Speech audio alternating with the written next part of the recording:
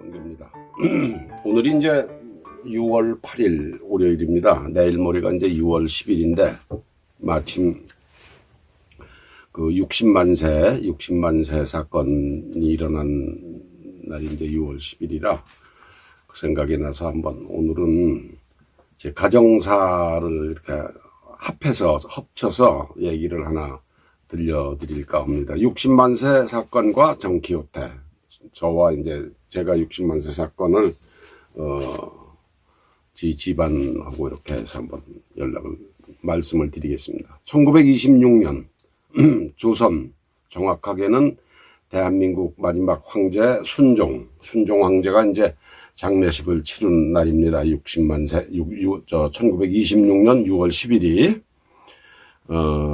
그때 일어난 학생들의 독립만세 사건이 이제 60만 세 사건인데, 당시 이제 서울은 이제 경성이라고 불렀죠. 일제시대 하니까. 경성이라고 불린 서울에서 일어난 소규모의 만세 사건입니다. 그게 이제 종로구 계동에 있던 중앙고등학교와 휘문고등학교 학생들이 종로 3가 단성사 극장 앞에 모여서 대한독립만세를 외친 사건, 그게 60만 세 사건입니다. 그때 제 아버지가 1955년생이신데 이제 21세로 중앙고등학교 3학년이었습니다.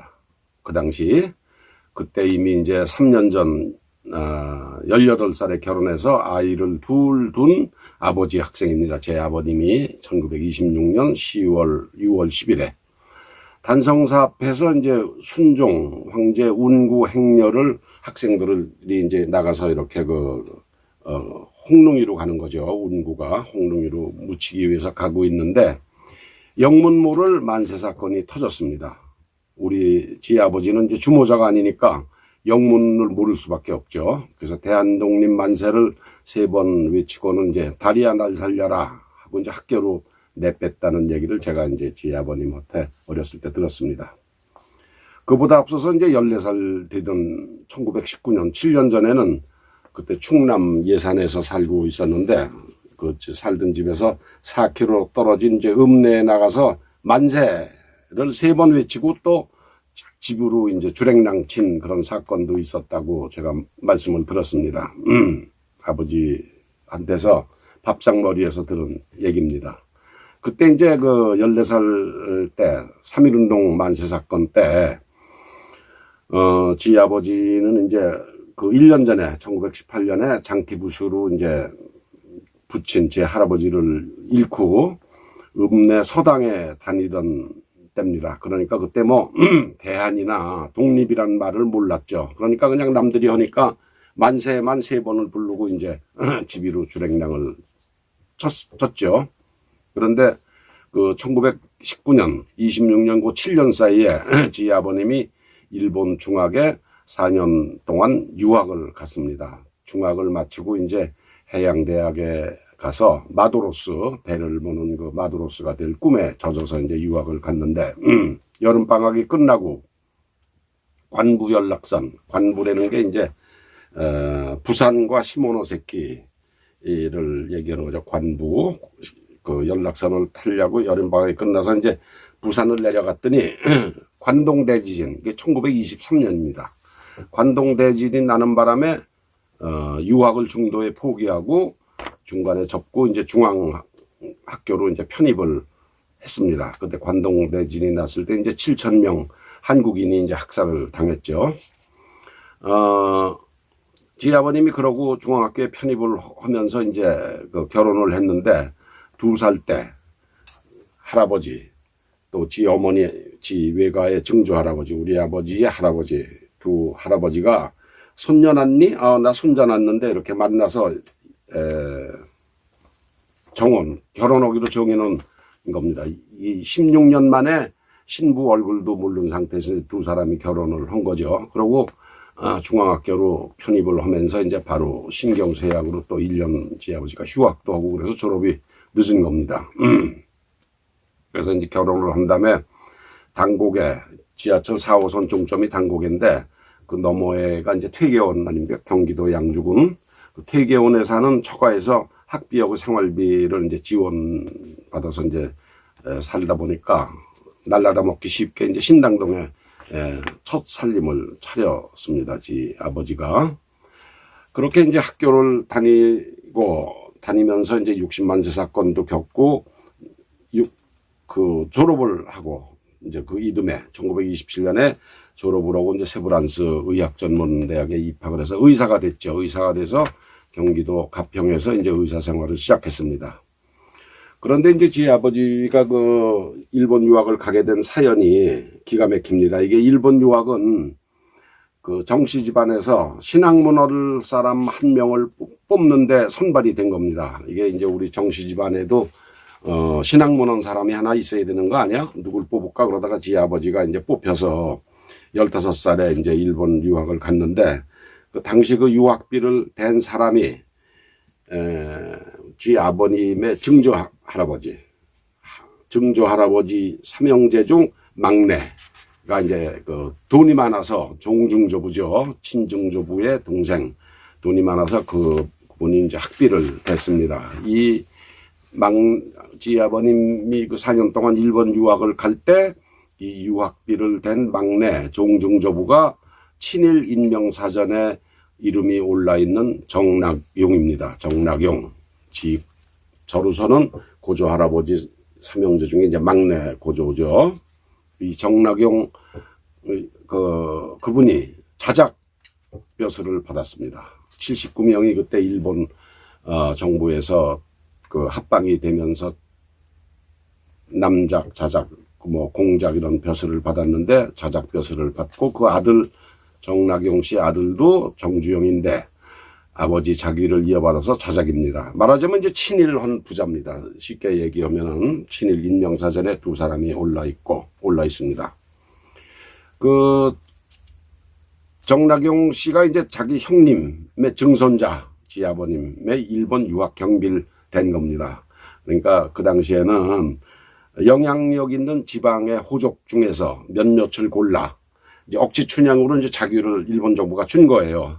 그래서 일본 정부의 호감을 갖게 하는 전형적인 식민지 정책의 산물입니다. 이 자귀를 준 게 종고조가 이제 뭐 친일을 구체적으로 어떻게 한 게 아니고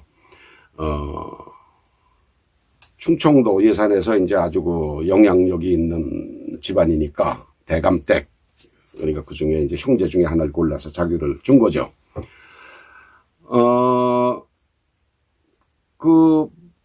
저로서는 이제 4대조 제 고조의 막내가 받았지만 그 위에 6대조가 이제 조정에서 벼슬을 한 후 예산에 이제 자리를 잡았습니다. 용인에 살다가 용인의 그 포은산소에 지 일가가 지금도 많이 살고 있는데 아마 1800년대 아마 중반 1850년쯤 될 겁니다. 그때 이제 벼슬을 살고 예산에 내려가서 자리를 잡으니까 이제 지가 예산 사람이 됐는데 그 후손 중에 하나를 골라서 이제 일본 사람들이 자기를 준 거예요. 근데 그걸 자기를 안 받는다. 거절하면 어떻게 됩니까? 대대로 내려오는 그 용인에 있는 몇천석 하는 그 땅이 전부 다 일본 정부에 이제 수용이 될 판이죠. 그러니까 뭐 어쩔 수 없이 주는 자기를 받을 수밖에 없습니다. 그러니까 뒤집어 얘기하면 제 아버지는 친일파 종증조부의 돈으로 일본 유학을 했으니까 친일을 헌 셈입니다. 친일을 헌 셈입니다. 그래서 그런 친일파 증조 할아버지한테서 돈을 받아서 의사가 된 사람이니까 친일파 후손이 되겠죠. 지금 그 좌파 정부의 계산대로 하면은. 근데 아이러니한 것은 그 정낙용의 자작 학위를 받은 정낙용, 그 아들 정주영도 자작입니다. 그 손녀가 독립운동 훈장을 받은 정정화 씨입니다. 정정화.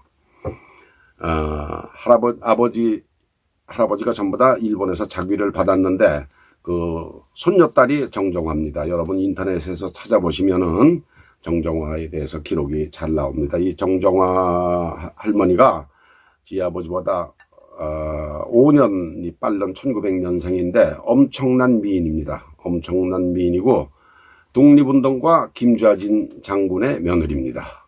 자기 아버지, 할아버지는 일본에서 자귀를 받은 친일파로 꼽히는 분이지만 정작 자기는 엄청난 미인인 자기는 독립운동가 김자진 장군의 며느리입니다. 그 아드님이 이제 서울법대 교수로 정년 은퇴를 했습니다. 옛날에.